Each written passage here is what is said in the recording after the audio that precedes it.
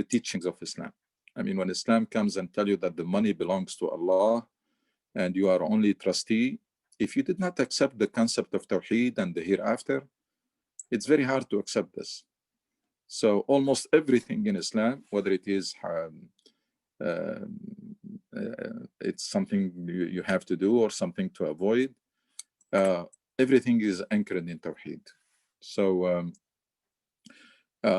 emphasizing Tawheed in Quran should not lead to, actually most people, most groups, they got it the wrong way because they focus on the literal meaning and then they don't focus on the implications. Why this focus on Tawheed and the names and the attributes of Allah subhanahu wa ta'ala? And we end up with the aqidah of some Salafi group, which is really horrible. Yani it doesn't lead to anything. It does not motivate you. Just you memorize a couple of statements and you think that's Tawheed, yani. But that's not. It's another case of Muslims getting it wrong. Some groups, they think that the focus on Tawheed means that we should focus only on Aqidah. And then when they get to the Aqidah, they do it, they explain it and introduce in a very dry and very obsolete way that does not really motivate. It's like maqasid, like everything in Islam. We made it into something that is not motivating anymore, not inspiring, not empowering. It's just a list of things to do and things to avoid, and few statements about Aqidah that you memorize and you're done. Yeah. And that has nothing to do with the Islam that was preached by Muhammad sallallahu alaihi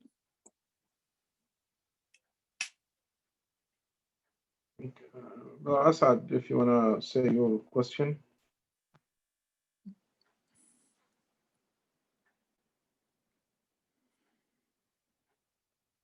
Yeah, sorry. My question is, okay, so how to reconcile between the judgment of people, judging people, and the ayat of the Quran that talk about al-kafirin, and sometimes it's point to, some people about they are kafirin. Allah can say and do whatever he likes, whatever he wants, whatever he wills. But that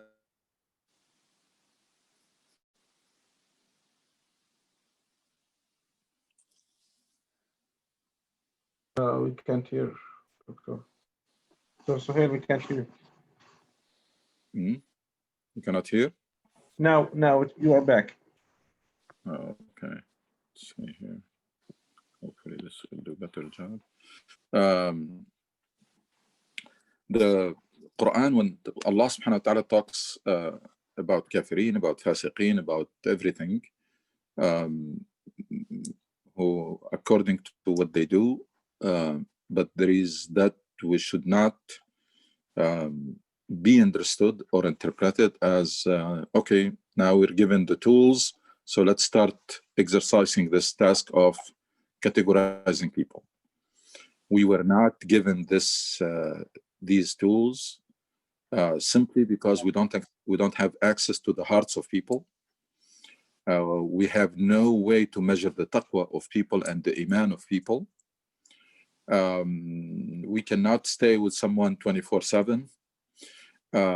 So many things that will make us basically unable, in addition to the fact that it was not assigned to us. It's not إِنَّمَا عَلَيْكَ الْبَلَاغُ وَعَلَيْنَا الْحِسَابُ. Exclusively, Allah reserved this for himself. In addition to that, even if we want to do it, we don't have with the tools. We don't have the means to do it. So when Allah subhanahu wa ta'ala says, إِنَّ أَكْرَمَكُمْ عِنْدَ اللَّهِ أَتْقَاكُمْ, that has removed this task from us, because that's something that we cannot measure. This taqwa of people we cannot measure. And at the end of the day, and I think this is a trap of shaitan. Shaitan, if he finds you busy with yourself, trying to be a better person, and busy with maximizing your impact on people and contribution to the greater good, he tries to take you in that direction. So that don't worry about yourself, don't worry about what you're doing for the greater good. Let's focus on others. Let's focus on other people, and let's be the judge. So you turn from someone who has a mission, and your job is to be witness, and witness is to convey the message. And you know what the witness does? The witness bring the picture clear for the judge to make decision. Our job is to be witnesses, as the Quran says, witnesses with people, to bring them to the point they make decision. They make decision, but conscious decision, after they see the real Islam, not the Islam they hear from media or the horrible acts committed in the name of Islam. That's your job, to be witness with example and articulate and bring the person so close, or as close as possible, to the point they will see it, and then they make that conscious decision. Then your job is done. It's over. You're done. And then that should have no implications, because you're not the judge. It's like your witness. It's like you deliver a testimony and then the judge make a decision that you don't like him. That's what your job has ended by doing, by delivering the testimony. So it's very important to revive these ideas, is that humanity is one family. People are brothers and sisters in humanity. It just happens to be a very large family, but it has a pair of parents, father and mother. So it is one family. I mean, even though it's very large, but it is one family. And that's what Quran says, أَنَا خَلَقْنَاكُمْ مِنْ ذَكَرٍ وَأُنْثَى وَجَعَلْنَاكُمْ شُعُوبًا وَقَبَائِلَ لِتَعَارَفُوا إِنَّ أَكْرَمَكُمْ عِنْدَ اللَّهِ أَتْقَاكُمْ. So it's very important to raise a generation of Muslims who will be very busy will have very high aspirations and very busy to make a difference in this world in a positive way, and to leave alone this job of judging others and converting others and takfir and all of this, to really steer away from it and accept a human being as is. This is a human being. Allah created him. If Allah wanted, he would have imposed Islam on them. He didn't. He left it for them to choose. And one time I wrote something, I said, I mean, anybody who understands the concept of God in Islam will not accept that Allah will give people the choice and will give you the task to go and impose on them religion or kill them because they don't accept it. The act of a reasonable person cannot be like this. Never mind Allah. And a reasonable person will not do this. Like, you are free to choose. So Allah gave them the choice, and then will come to you and tell you, go ahead and impose Islam on them, and if they don't accept it, kill them. That's really ridiculous. It's ridiculous to think that Allah can do this. That's abath, and Allah subhanahu wa ta'ala will not do that. I mean, gave them the choice and reserved for himself the task to hold them accountable. How he's going to do that, we have no clue. We have no clue how. The only thing we know, that Allah subhanahu wa ta'ala is just and is merciful. That's what we know. And he wants as many people to be saved as possible. I mean, he's not pleased to punish people. It's the other way around. Allah loves people, loves the best for them, wants them to be guided, to be successful, to be happy in this life and in the hereafter. Send them this great gift from him, this guidance. They accept it, they reject it, it's up to them. They bear the consequences in this life and in the hereafter. How these consequences going to work out, we have no clue. We have no idea. We can see some things that happens, and when people violates the rules of Allah, when there is injustice in a society, when there is widespread like gambling or drinking or concentrations of wealth. We know these These, they run against the teaching of Islam, and we can see how society suffer because of these. We can see it because Allah does not forbid anything except if it is harmful. How is going to work out in the hereafter? We have no idea, and it's not our job. Jazakumullah khair. Yeah. I mean, I have some addition to this. In the Quran, we see Allah subhanahu wa ta'ala describe the Ummah, the Muslims as كنتم خير أمة أخرجت للناس تأمرون بالمعروف وتنهون عن المنكر.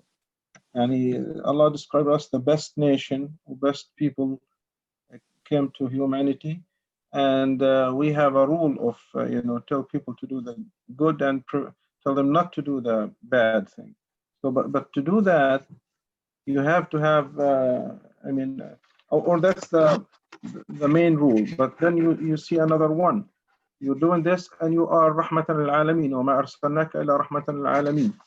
Then there is the ayah you just mentioned, which is لِتَعَارَفُوا. So you can know each other, and not to force it to change each other. So Allah subhanahu wa ta'ala accept the idea people will be always different, and they will stay like that. But then if you are the nation who introduce solutions to people, at this moment Muslims are on the taken side, not the giving side. We never introduced anything for a long time to people. Now we are just either causing troubles or to ourselves and to others, or we are not we are using the civilization from others. So I think there is problem. I mean, we are trying to solve the problem, or to tell Muslims, okay, come back to Islam and hear what Quran says. You have to be to work on yourself. You are khayra ummah if you do this and this, and you are rahman al-alamin, mercy to human being. But I think there is some stuff that happened to ummah similar to the time or the thing that Rasulullah faced with Quraysh. And there was like asnam. I will ask Ayman if you can share the picture that I sent you. So asnam doesn't have to be the idols, Lat wal Uzza. It can be a metaphoric thing. So Allah subhanahu wa ta'ala describe al-asr wal-aghlal when Sayyidina Muhammad was sent, Sayyidina Musa was sent to Bani Israel. Sayyidina al-Quran says يضع عنهم الأسر والأغلال الذين يتبعون الرسول النبي الأمي الذي يجدونه مكتوبا عندهم في التوراة والإنجيل يأمرهم بالمعروف وينهاهم عن المنكر ويحل لهم الطيبات ويحرم عليهم الخبائث ويضع عنهم إصرهم والأغلال التي كانت عليهم. So removing the asr and aghlal that people, which is the chains. Yeah, the chains that people chain themselves. It's ideas then, like you mentioned ayat, لست عليهم بمسيطر, لست عليهم جبار, لست عليهم. There's a lot of ayat from this type. But if you look at tafsir, the tradition tells you all of these ayat are nusikhat, cancelled by the other ayah, which is ayah to say. This is, if you do any search, you will find that there's a lot of tafsir. They have this idea. That's why Muslims these days, they believe they have the right to come and force people. You are not Jabbar or not Musaitar or not controlling the people, or you don't have your rule is not to force people to change their religion. So they come to you and said, no, now you have a jihad and you have to start. They call it jihad al-talab, fighting, to start the fight if you are strong. So this is a big change that changed the rule of the ummah and make us wait on now we are waiting. We are waiting to become strong. But during this time, we are not doing anything. We are not providing any solutions to the human being, economy or political or anything. We are just on the receiving end of the humanity. There is, Ayman, if you can share the picture of the idols. In the modern philosophy, there is Francis Bacon. He talked about 4 idols that can hold people in their place and prevent them from improving.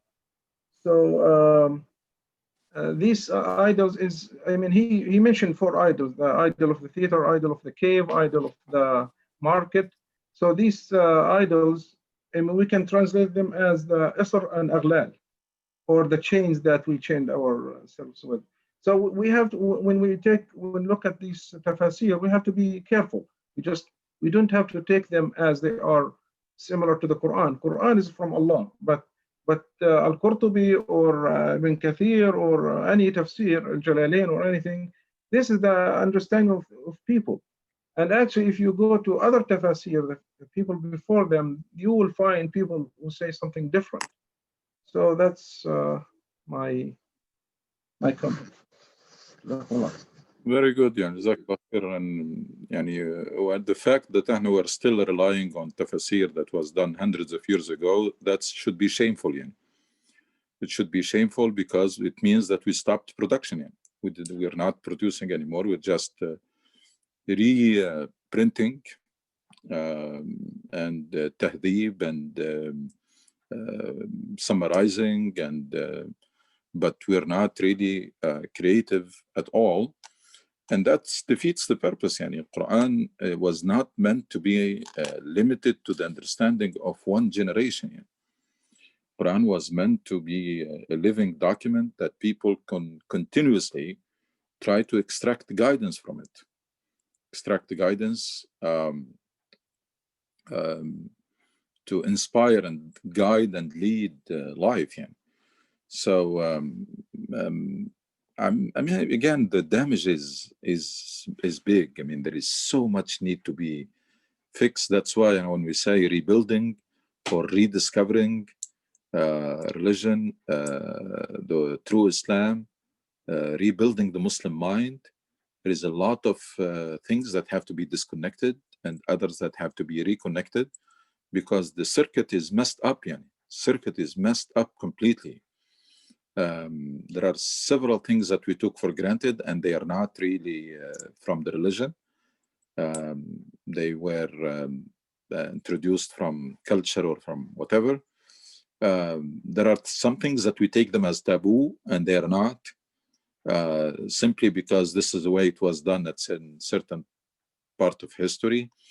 And just to tell you something, there is a concept that probably some of you have heard it, and the whole generations were raised on this. لا اجتهاد مع النص. This is something that we took for granted all our life. That if there is a text, then you cannot do ijtihad. Just stop. And if you think it looks right, but if you think deeply, it's not true. Because Umar ibn Khattab did ijtihad مع النص. يعني Umar ibn Khattab did more than once ijtihad with clear-cut verses, just to name one.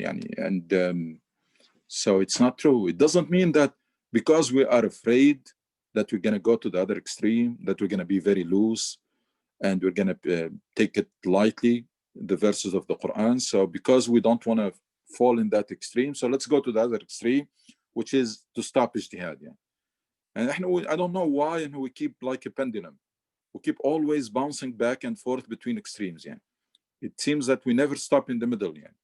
And from dictatorship to chaos, but not in the middle, not like institutions. And it's always from Sufi bid'ah to religion without spirituality, completely. So it's not true. I mean, the door of ijtihad, nobody has the key for it to close it. The moment we stop making ijtihad, we make Islam frozen, and we make it becomes detached from life, because life is evolving, is not going to stop. Just because we stopped ijtihad, life is not going to wait for us. So that's just to tell you one thing, that in addition, hadith in Bukhari or in Muslim or muttafaq alayh between Bukhari and Muslim, you cannot even come close to it. That's not true. That's not true. And then if you find some discrepancy in such a hadith with the Quran, you have to twist the ayah and the interpretation so that it is consistent with the hadith. That's turning things upside down. That's a mess. We should never have done that. We should always, and on the other hand, we don't go to the extreme to say this. No, we should appreciate the work that was done by ulama al-hadith, great work, but it is human effort. It can never be 100%. يعني. قال أنت هتناقش البخاري؟ ناقش البخاري. طيب, what's the problem يعني? Because this is someone who sorted out 600,000 hadith and came up with 7,000. Yeah. Do you want to convince me that all 7,000 are authentic and everything that he has rejected is not authentic, meaning that he did the perfect work? It doesn't make sense. In a lab, you cannot have the 100%. Not in social sciences. In a physical sciences, you conduct an experiment or you do something, you don't get, there is always a margin of error again. There is no 100%. So a number of things that we have done. And then relying on the books of Sirah, which are full of questionable stories. And everybody knows that. Everybody that knows that Ibn Ishaq, etc., these are not very authentic. And relying on those books and books of hadith instead of the Quran. But this is very wrong, yani. This is very wrong. I mean, the Quran should be the textbook and everything else is extra reading. You should never turn things upside down. And then we don't stop there. We go and rely on the heritage books. And somebody talks about Ibn Taymiyyah or Ibn etc. as if you cannot discuss. Yani. Why? Yani? Umar ibn Khattab discussed verses in Quran. You tell me you cannot discuss a human being who at certain point in time did ijtihad. So there are so many things that led to this stagnation that you see, intellectual stagnation, political stagnation, and you name it. Why? Because we did it to ourselves. I mean, there is no conspiracy. No, we didn't leave a big margin for people to conspire against Islam because we did the job. No, we did very good job of conspiring against ourselves and against Islam. So whoever wants to conspire, we didn't leave a lot for them to do, yani, because the damage that we caused to our religion and to ourselves is beyond imagination. Yani. The good thing, it's never too late. It's never too late if we have the courage to accept that this whole thing need to be revisited and need to be sorted out, and there is no turath or human effort that becomes sacred. If we really have that courage, and then we shouldn't be afraid of ijtihad. This is the religion that guaranteed for you ajr or ajrin. Yani you can never go wrong. This is a religion that says if you make ijtihad, you either get one reward or two. So even if you come out wrong, you have one reward. Yeah. And you're telling me that we should, there are Muslims who come and say, this intellect, we should lock it. Should not, Islam is not logic. Islam cannot be understood by logic. It's, where this is coming from, you never know. Yeah. طيب. السلام عليكم. وعليكم السلام ورحمة الله. ممكن سؤال وتعليق. Sure.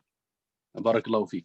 So in extremism that you mentioned, you mentioned about extremism from right or side. There is no, so we are never go in the middle. Yeah. الإمام الشافعي يقول كلام جميل جدا، يقول فقيها وصوفيا فكن غير واحد فإني وأيم الله إياك أنصح، فهذا جهول لم يذق قلبه، لا فهذا قاس لم يذق قلبه غنى، وذاك جهول فكيف ذو الجهل ينفع أو يفلح. قافية الحاء. So I'm always, it's not confusing. I want to understand exactly the Tawheed. Why the Rusul, they are really emphasizing about Tawheed. And sometimes I'm thinking, because I'm related a lot about the Quran and tafsir and tadabbur of Quran Kareem, instead of reading just tafsir or any other tafsir that's based on athar or something like that. So always when you're reciting Quran, you see that how the Tawheed is really related to the thing, the thought. أَفَلَا يَعْقِلُونَ. So the big sin they did, the bad people, when they go to the hellfire, they said, لو كنا نسمع أو نعقل ما كنا في أصحاب السعيد. So this is like really So it's touchable. And second thing, so with our mission, about our mission in this life, which is al-amana that Allah subhanahu wa ta'ala give it to us. And he subhanahu wa ta'ala, so he discussed with samawat wal ard فأبين أن يحملنها وأشفقنا منها وحملها الإنسان إنه كان ظلوما جهولا. This one in Surah Al-Ahzab, and in Surah Fussilat he said ائتيا طوعا أو كرها قالتا أتينا طائعين فقضاهن 7 سماوات في يوم. المهم يعني always I'm thinking about the reality of Tawheed. What's the Tawheed? It's not like just you said لا إله إلا الله محمد رسول الله, or أشهد أن لا إله إلا الله الله وحده لا شريك له. يعني, so when we mentioned that in by our tongue, but what's the deep meaning in it? So what's the action comes after? What's يعني خلينا نتكلم على لب الشيء. ما هو لب التوحيد في حد ذاته؟ يعني لأنه في بعض الأحيان أشعر I feel that the Tawheed is kind of campus in our life, the whole life, the Tawheed, because the Tawheed makes you conscious all the time. You are وهذا consciousness التقوى. دائما تتقي الله سبحانه وتعالى. So this one is affect yourself, how you treat yourself, or how you treat who's surrounding around you, the people, and how you act with the مخلوقات كلها. يعني بعدالة. يعني كل شيء is related to التوحيد سبحان الله. So that's why always I'm asking about التوحيد exactly. What's the Tawheed? What does it mean when you declare your shahada in the first, when you enter into Islam, you said أشهد أن لا إله إلا الله. What's the deep meaning of this? Barakallahu feekum. So and then so just I want to because I have 20 minutes, I have to leave. So I have this question about the الجاهلية. How the الجاهلية is تتعارض مع التوحيد. لماذا يعني الجهل والتوحيد متعارضان تماما؟ بارك الله فيكم. عفوا إذا كانت stuff of جزاك الله خير. جزاك الله خير. Again, the focus on Tawheed in Islam, because everything springs out of Tawheed. So Rasul sallallahu alaihi wasallam says ما وقر في القلب وصدقه العمل. It is Tawheed, and then it comes out in the form of your behavior, your character, your ambition, your goals in life, etc. That's all. It's a product of Tawheed. That's why the emphasis in on Tawheed, because everything comes from that. Everything is meant to come from that Tawheed. Now the problem is we didn't get it right, because the definition, if you want a definition of Tawheed, and then I'm coming to the Shahada, it's basically, it's a relationship between you and Allah that you work on it all your life to keep strengthening it and improving it and work on some aspect of it. They get weak sometimes, and it's Tawheed is a relationship between you and Allah, which is summarized in one word called taqwa, very loaded word. Or if you think of it, is the different aspects of that relationship. Your love of Allah should be worked out. Your gratitude to Allah subhanahu wa ta'ala. All aspects of your relationship with Allah subhanahu wa ta'ala need to be worked out. The stronger, the more vibrant your tawheed and your relationship, it will reflect in the way you deal with people and in what you do. That's ma waqqara fil qalb wa saddaqahu al-amal. So tawheed, it's like the roots that you plant, the roots of the tree that you plant on earth, and then it comes out, all the fruits of it comes out. Now the Shahada, there is a big issue with the Shahada, big issue, when we compare our understanding of it and the understanding of the companions, how it was presented here. For us, Shahada does not mean a lot, because I know we inherited Islam, so we're taking it for granted. So it's not, for them at that time, it was a major change in their life. It was the biggest decision they have made. Bigger than marriage, bigger than business, bigger than anything else. When they came and they decided to make that decision. Now, probably the Arabic language played a role, because these people, they are masters of the Arabic language. So they know what does it mean, Ashhadu an la ilaha illallah wa ashhadu anna Muhammad Rasulullah. They didn't take it lightly. And I mention this all the time. the story of the shepherd, Ra'i, very simple man, very simple. And he heard about this problem happening in Mecca with this da'wah, new Rasul. So he met Prophet Muhammad sallallahu alaihi wasallam and said, well, what are you doing? What are you calling for? Why all of this problems? He said, I'm asking people to say, Ashhadu an la ilaha illallah wa ashhadu anna Muhammad Rasulullah. His response tells you how they understood this very well. قال والله لا تقاتلنك العرب والعجم. And they were asking people to surrender completely to Allah, no more privileges, tribal, nothing, races, nothing. والله لا تقاتلنك العرب. Everybody is going to fight you. لا تقاتلنك العرب والعجم. Everybody is going to fight you for this. That tells you that, and I also keep saying this all the time, that the Tawheed and Islam was understood by Abu Jahl exactly the way understood by Abu Bakr and Umar ibn Khattab. Both of them, they knew where this is leading. That's why those who took it, they took it seriously, and those who fought it, they fought it very hard. Because both of them, they understood what is this new paradigm. لم يكونوا قوما تبعا. Yeah. And where it is going to lead. The end result is going to be what? The end result is that equality between people, equal opportunity, no privilege to anybody, etc., etc., etc. So both of them, they got it. That's why those who embraced Islam, they were very dedicated, and those who fought it, they were very dedicated also. Shahada, for me, the way I understand it, and I think that's how they understood it at that time, is that someone is coming to pledge to dedicate yourself and your life to Allah and to His cause. And before Shahada, you were someone who's living for yourself. After Shahada, you become someone who's living for Allah. That's why they called Abd, servant, and soldier. That is also called. So it's big decision. It's complete surrender.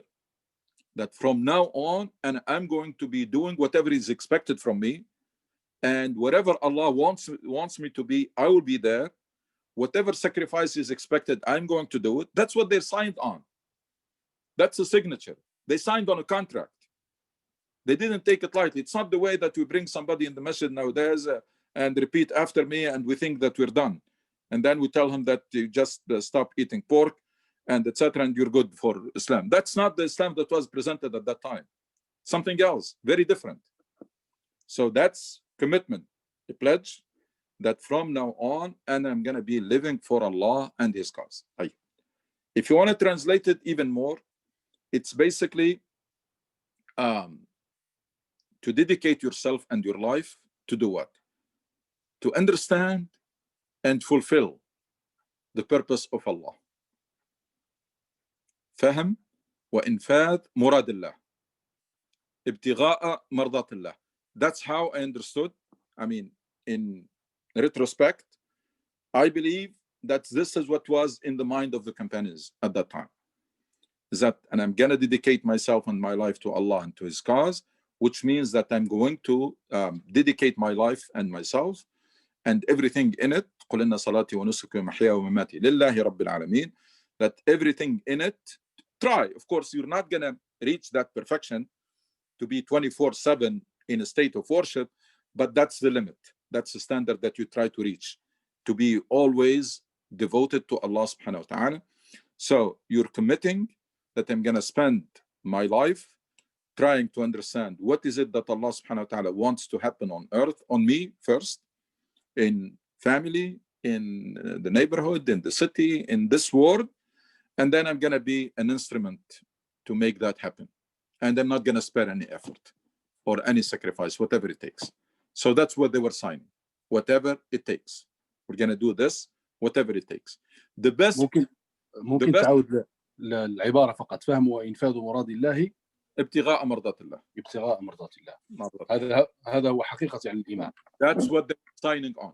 هذا وقت اللي جاي يوقعوا على الشهادة هم كانوا يوقعوا على عقد مع الله. This is the heart of it.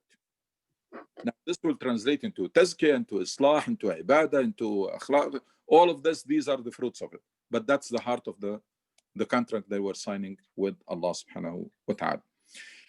The best evidence for this is the statement made by Sa'd ibn Mu'adh in the Battle of Badr. I always encourage everybody to go and read it.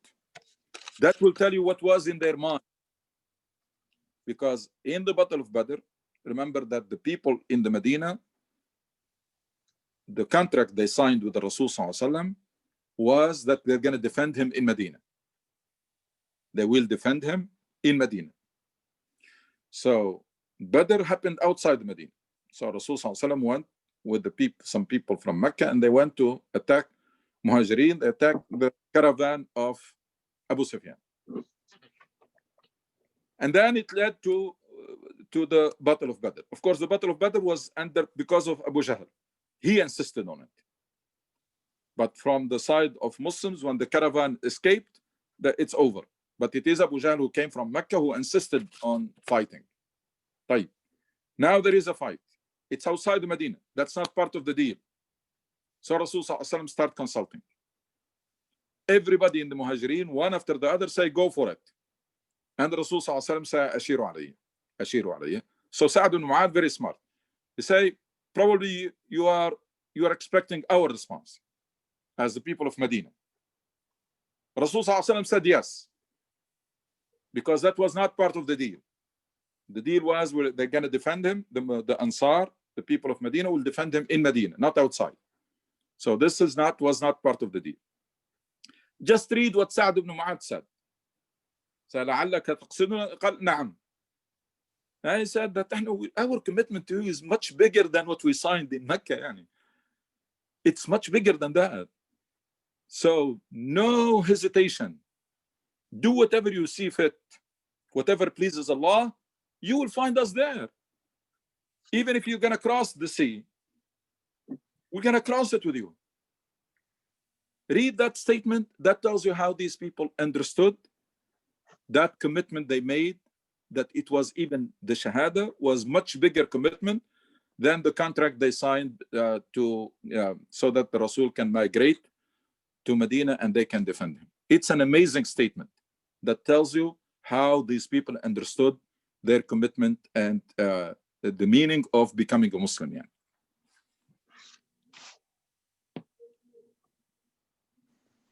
Assalamu alaikum, Dr. Anushi.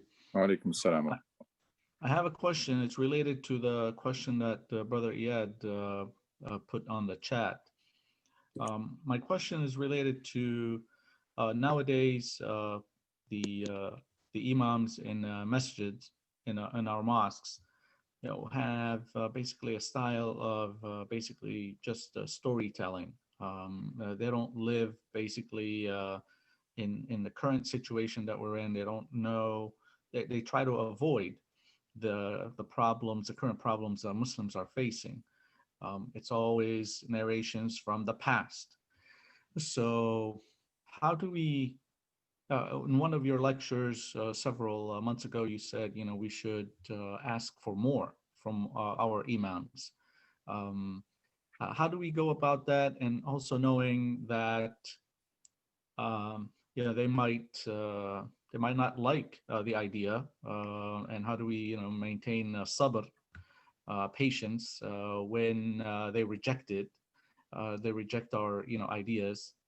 And if you can then go to Brother Iyad's question, which deals with, how do we, expand on this topic when it's there's, some resistance to it, or everything being taught in the masajid is counter to it. Well, it's a big mess, so there is no easy way to start it. And I mentioned this example before. I said in physics, when I teach physics labs and the circuits in particular, and some circuits are so complicated to, and then sometimes the TA can fix it, and sometimes they come to me and say we have a problem.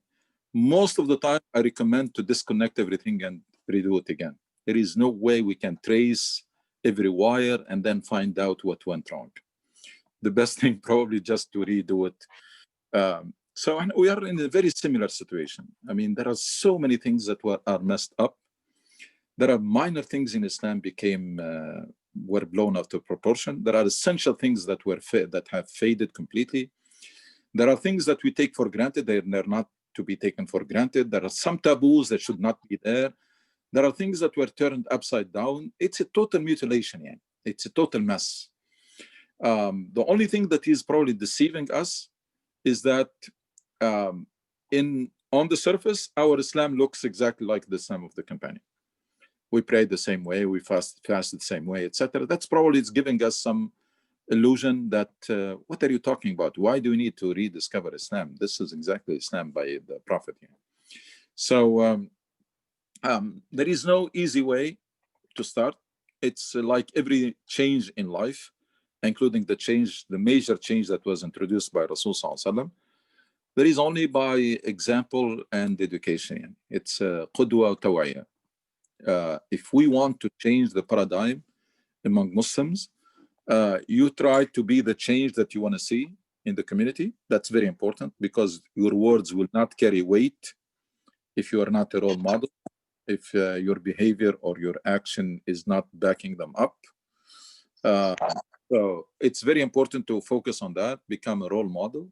That's what is missing in our community, and especially young people are suffering tremendously because unfortunately they don't find role models at home.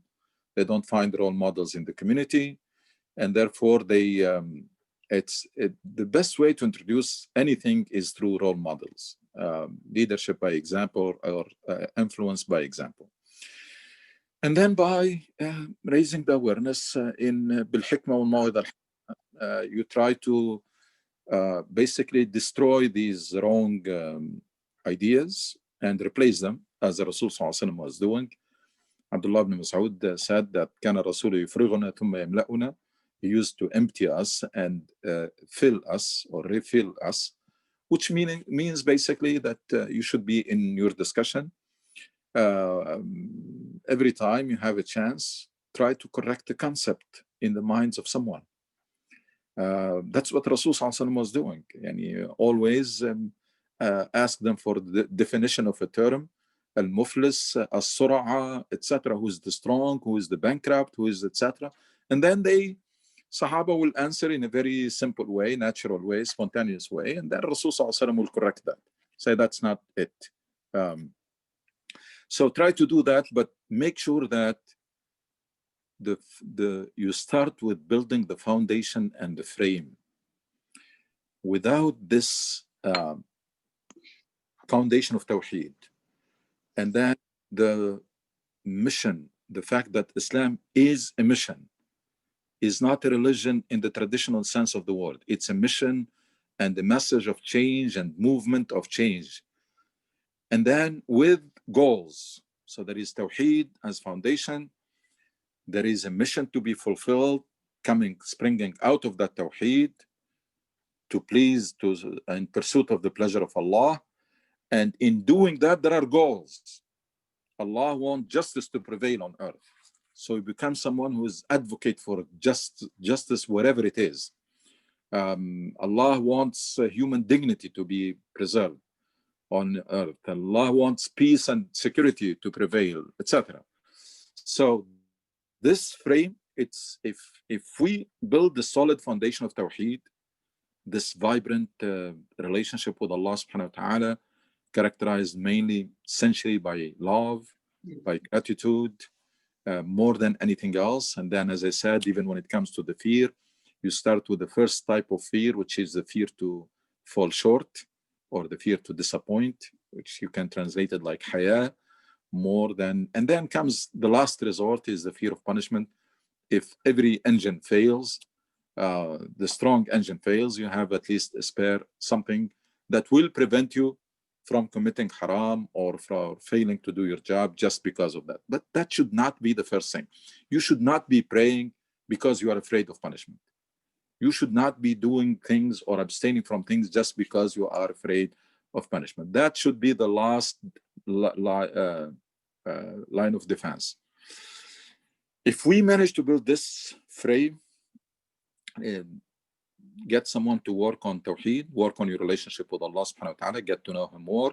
The more you know Allah, the more you love Him, the stronger is that relationship, the more motivated you're going to become, the more inspired and empowered. And then you know that you have committed yourself to a life mission with clear goals. Mission is summarized in one word, Islah, summarized in Amr bil Ma'ruf and Nahy anil Munkar. It's just basically wherever you settle, wherever you are, try to maximize everything that is good and try to reduce anything that is harmful or bad. That's all. And then you can fill in the blanks. Once you build that frame, it's like building. You don't start building from the roof or from the dry walls, etc. It's the frame, foundation and the frame. Unless someone accepts Islam this way, it's going to be hard to keep fixing piece by piece, because there is always, people want to go back to the comfort zone. Keep in mind that you're talking to someone who is very comfortable with the understanding of Islam they have. And changing habits and coming out of comfort zone has never been easy. Inna wajadna aba'an ala ummah. Especially to get someone to accept that 20 or 10 or 30 or 40 or 50 years of your life, it's not like they went wrong or they are totally lost or wasted, but you are not on the right track.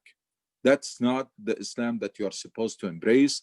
And you need to start the journey. It's not like whatever you have done is not going to count, but you need to start that journey that will bring you closer and closer, but never there, closer and closer to the true Islam. The true Islam should be like in math, they called asymptote, something that you come closer and closer to it, but you never reach it. Anytime you think that what you have is enough, that your tawheed is strong enough, your understanding is good enough, your ibadah is good enough, your character is good enough, then start stagnation, then start the plateau and probably even decline. Assalamu alaikum, Dr. Suhail. Thank you for the knowledge. And my question is, as you said, a lot of us Muslims were raised having shallow understanding of our deen, and we are very comfortable in that, and just working on maintaining the basics. But and as you see, a lot of us are still ignorant about the beauty of this deen, and unfortunately also they are very, in our culture we don't have the spirit of mentorship and spiritual guidance or spiritual mentors. So this adds to all this mess, especially to our young people. So like, how do we start? You talk a lot about being role model, which is very essential step. But then how do we go beyond that so that we can find mentors? Or because we don't have that guidance, like where do we look for mentors, or how do you approach someone to ask, can you be my mentor? And even if you ask that person, maybe they don't have the knowledge to mentor you, and so we just end up in this cycle. So how do we go about this? How do we have a solution to this? I mean, unfortunately, this is one of those catch-22. We need mentors, but where they're going to come from? And sometimes I see the easiest way, or the more practical way, is for ourselves to develop ourselves into mentors. Mentors are not going to come from the moon. This community did not have mentorship for a long time. Muslim Ummah in general, they dropped it completely, like they dropped the mission, like they dropped so many things, maqasid, so many things, essential things in Islam were dropped. This is one of them, which is the concept of mentorship, which is tazkiyah, which is essential, very essential. Actually, it is the job of the Prophet. It is an item in the job description of the Prophet. والذي بعث في الأمين رسولا منهم يتلو عليهم آياته ويزكيهم ويعلمهم الكتاب والحكمة. So تزكية, uplifting people. If you want to be like the Prophet, you should be in the business of being a role model and uplifting people, learning and teaching. This is the square that the life of Rasul ﷺ used to revolve around. It is يتلو عليهم آيات ويعلمهم ويزكيهم ويعلمهم. So teaching and mentoring. You want to be like Rasul ﷺ, don't go for the easy route and see how he was the dress, how the way he dresses, or the kind of clothes he wear. That's not the Prophet. That's the same clothes that was everybody in Mecca used to wear the same thing. But you want to be like the Prophet ﷺ, you should be uswa. لقد كان لكم في رسول الله أسوة حسنة, a role model. Mercy to humanity. He was mercy to humanity. And if we can be mercy to our surrounding, very good. Just mercy to our surrounding, which is your relatives, your neighbors, your colleagues. Mercy. You want to be like the Prophet ﷺ, take this job description, which is he used to receive Quran and then convey it. Now we have the Mus'haf, you study and then you teach. خيركم من تعلم القرآن وعلمه. You learn the Quran and to teach, that's the best amongst you.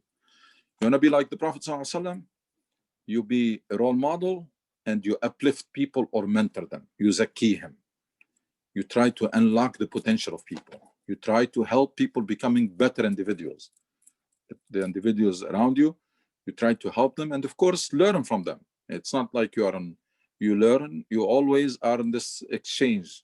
You share something and you get something from people. These are the things that we are missing nowadays in our community, and that's why we are in this state of stagnation. So rather than waiting to find a mentor, everybody who start understanding the need to rediscover our deen and the need for a big paradigm shift should probably better work on yourself to become a mentor. Of course, you have to work on yourself to become a role model and try to learn to become a mentor, because we're not going to wait. I mean, if we're going to wait for leaders to come and mentors to come, probably we're going to wait forever. Yeah. So that's the best way, is work at the minimum, develop yourself into a role model. You can change the world by changing yourself. If you don't change, nothing is going to change. People around you are not going to change. Your children are not going to change. So your situation is not going to change. And that's a golden rule in Quran. Unless your ideas will change, unless you start thinking differently and looking at things from different perspective and trying new things, etc., you're going to be the same person forever. Yeah, this is nice. Amen.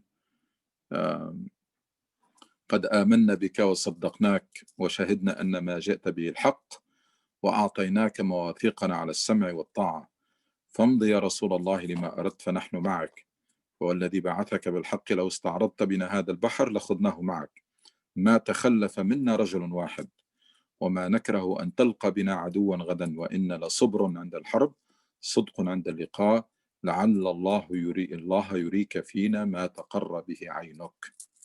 This is the kind of commitment that inshallah tomorrow you're going to see something that will impress, that will make you please you, and of course pleasing Allah subhanahu wa ta'ala. This is people, they realize that they made the big commitment to live up to big expectations, and they're going to strive all their lives to meet those divine expectations.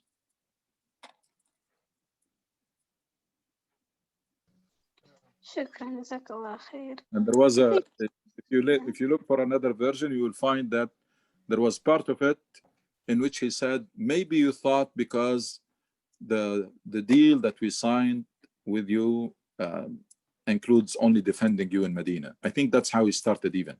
I think he started with this sentence and then he continued with that statement.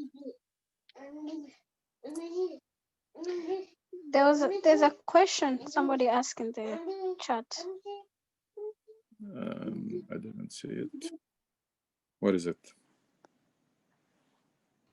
It No, was from Brother Iyad. I think we tackled that. I want to just comment about what you mentioned, the paradigm shift. There is actually a great book talking about. Ahmed. We Yes. can't hear you very well, Muhammad.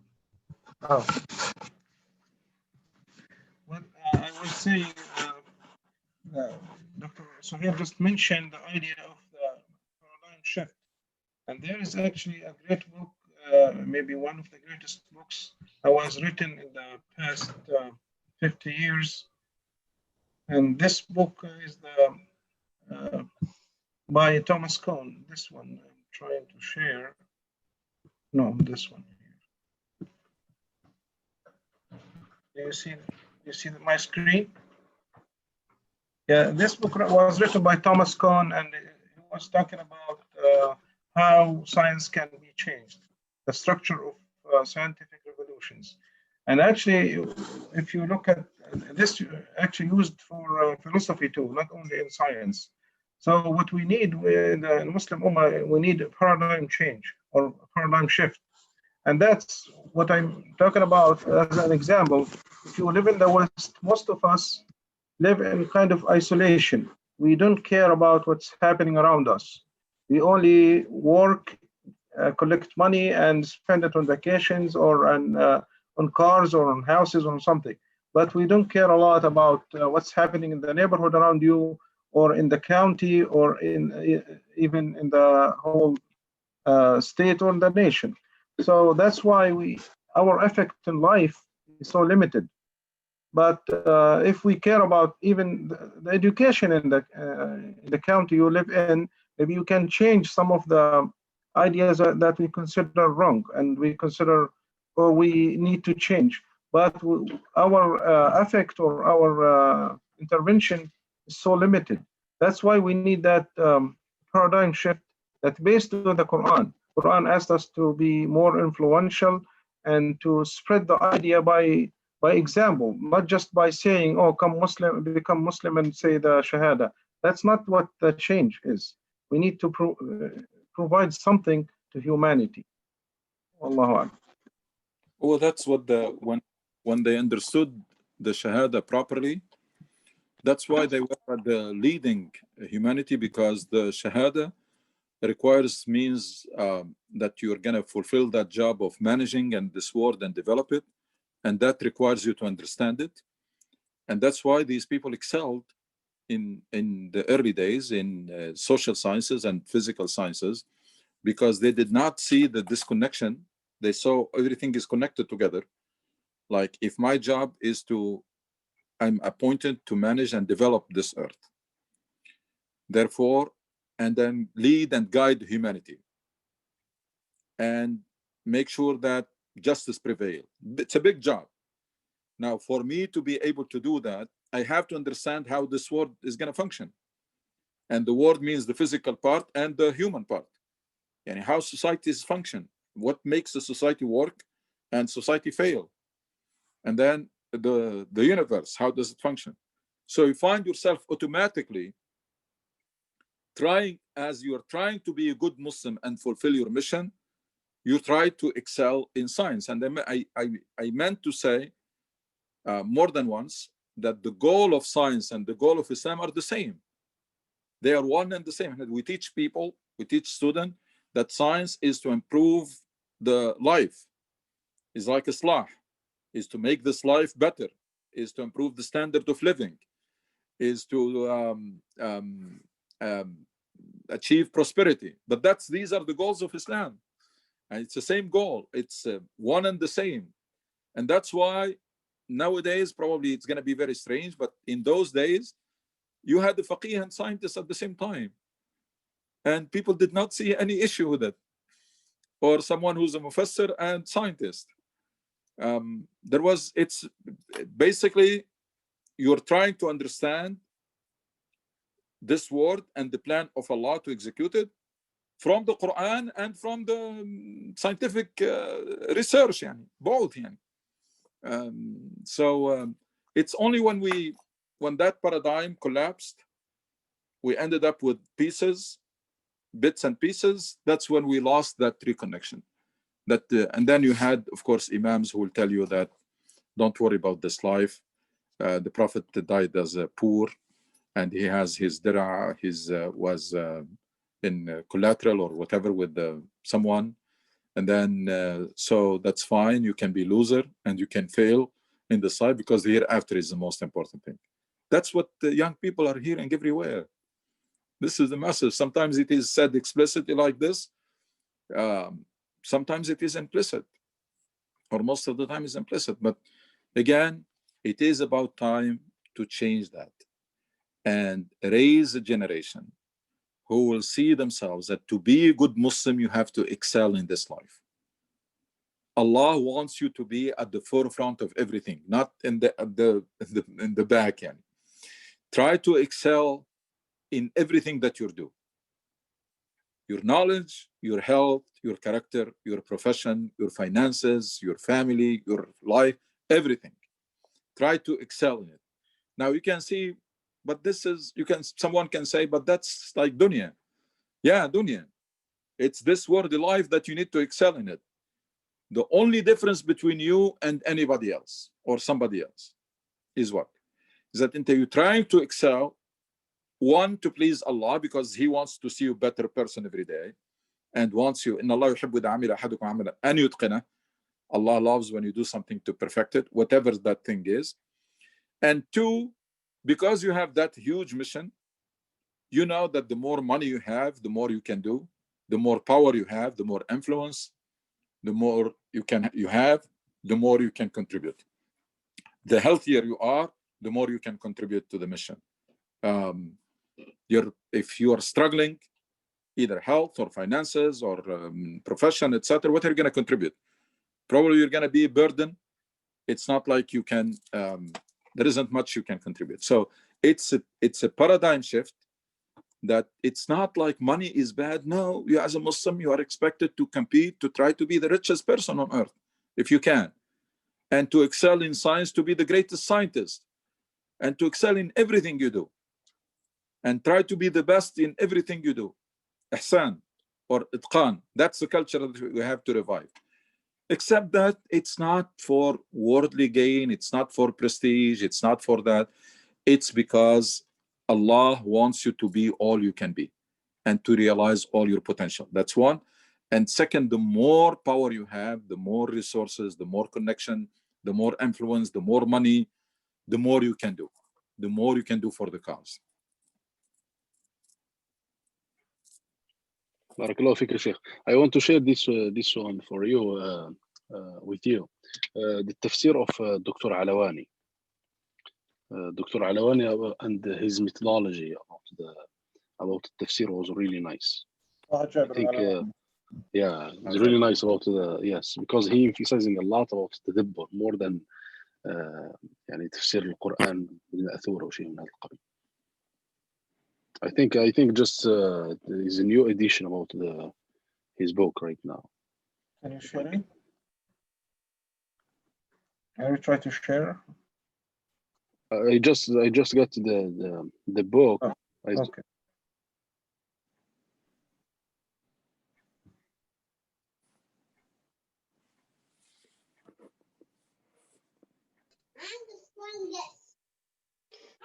I'd like to recommend the movie on the Sultan and the Saints. Sorry.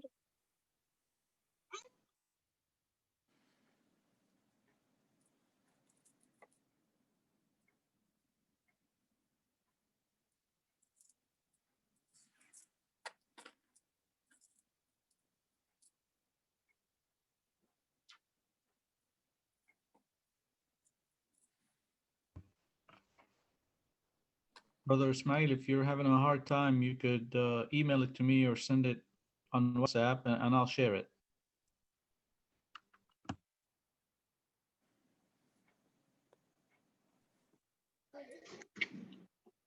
I'm just concerned. Abu Abdullah left the group. Is everything all right? And we haven't seen him today.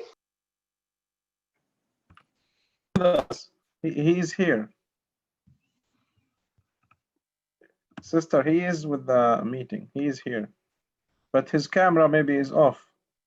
You see him? Oh, I didn't. Abu Abdullah is very essential to this meeting. We can't have the meeting without him.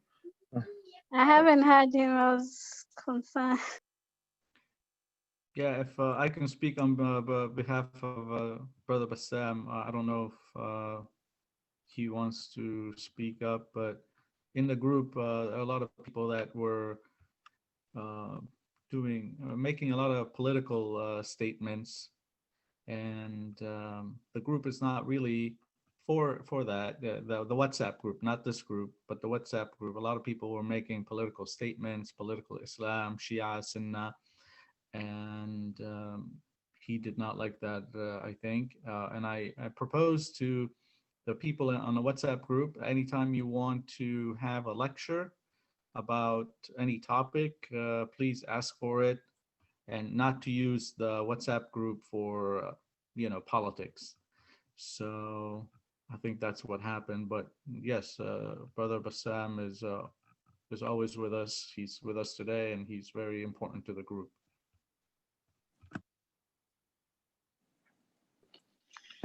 Especially the controversial issues.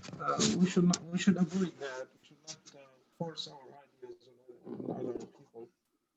And because your voice is very. We can't hear you, Muhammad. Every other word is not clear. Brother Muhammad, while you fix your audio, can I make a contribution? How do I do that? Well,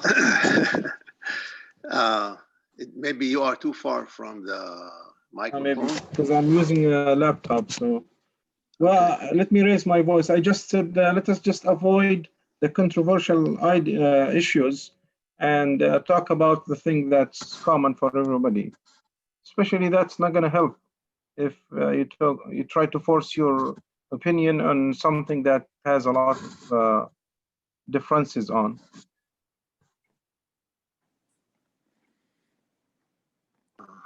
Thank you. Assalamu alaikum. I would like to share with you something I received from a friend who is not on this group.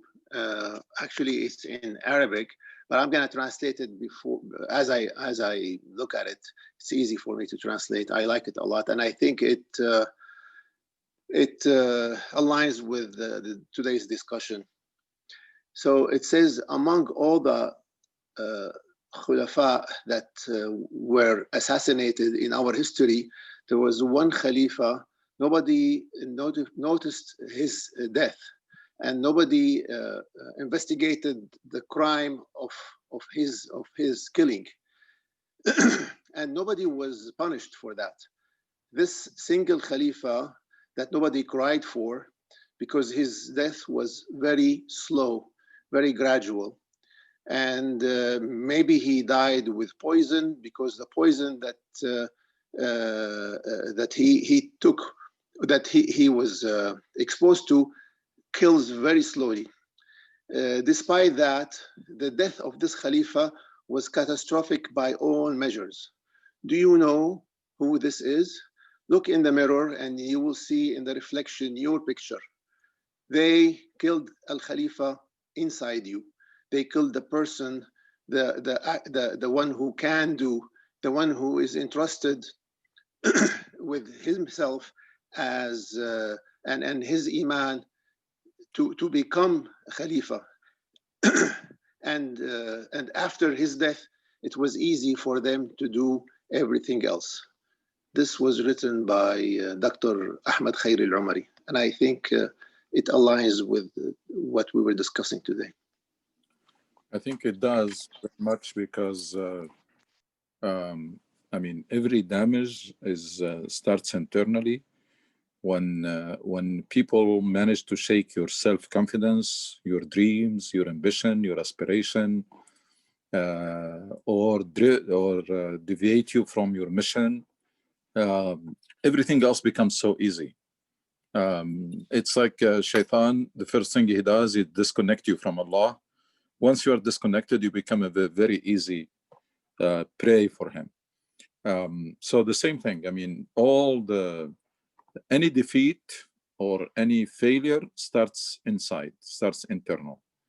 And when people forget about what kind of community we're expected to be, what is their role in this world, and what is the job and mission, great mission that was assigned to them, and then start to go with the flow or try to fit in, or to then everything else becomes so easy, because that's like the compass and the roadmap that will keep you from deviating or keep you from stopping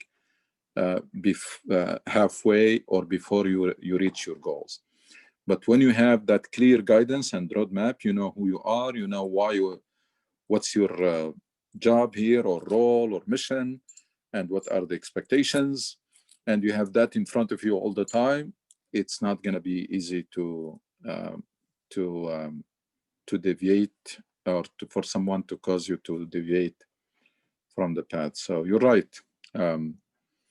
It's about time for our people to realize and remember who they are, and who they are not by claim. You have to earn it, because Quran was very accurate. كنتم خير أمة أخرجت الناس تأمرون بالمعروف وتنهون عن المنكر وتؤمنون بالله.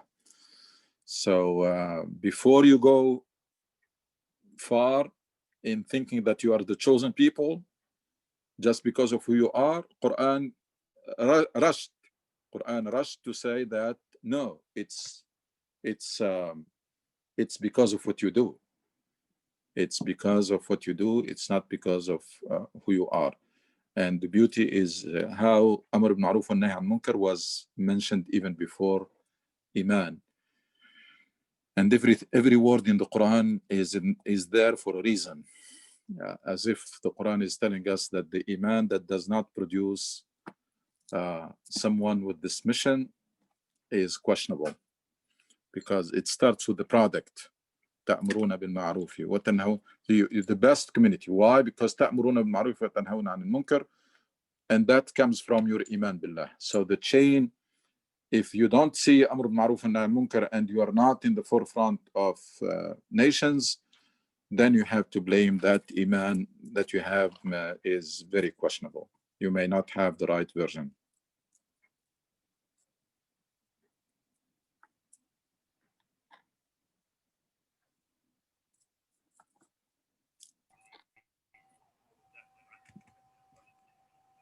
Assalamu alaikum. If nobody has another questions, I think we can see you next Sunday, Dr. Suhail. Inshallah. Inshallah. Jazakallah khair, ya akhi. Assalamu alaikum. Assalamu alaikum. Jazakum Allah khair. Wa alaikum assalam. Assalamu alaikum.